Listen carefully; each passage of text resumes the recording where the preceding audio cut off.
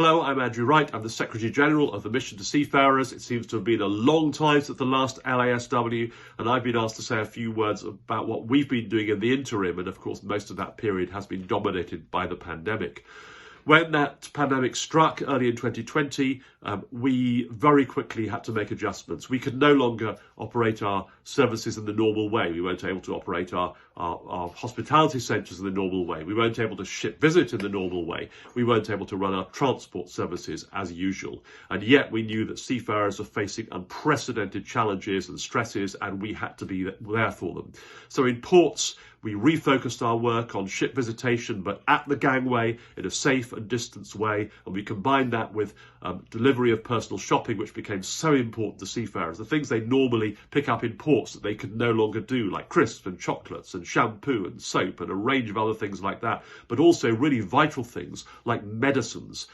As contracts came to an end and seafarers had to work on, many found that they had no longer had the vital and sometimes life-saving medicines, and it was a privilege for us to be able to deliver some of those, as well as delivering MiFi units to ships that didn't have Wi-Fi access, so that they had some chance of communicating with their families, so vital at a time like this. That became really, really important focus of our port work. Beyond that, we also knew that we had to develop our digital services if we were going to reach out to seafarers who we could no longer meet in the normal ways. So we developed our chat to a chaplain service, putting 25 chaplains on duty 24 hours a day to respond to pleas for help and advice and signposting, but also just for simple friendship and a listening ear.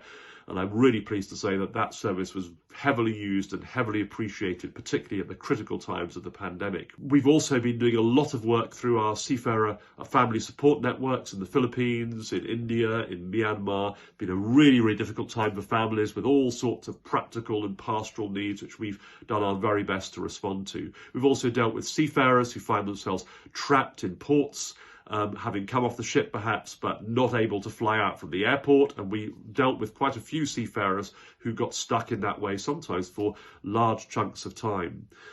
We've also been offering our normal services in terms of advocacy and emergency response, whether that was to individual crisis or to crew crisis. And a significant number of stories have emerged from that, and we've been very glad to play a part in that.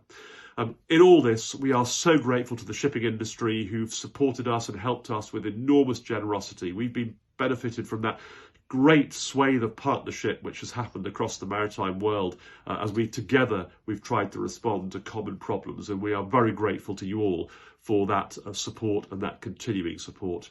So that's a little glance at what we've been doing. It's been a hugely creative and proactive period, and we thank all who have supported us in very many ways. Thank you.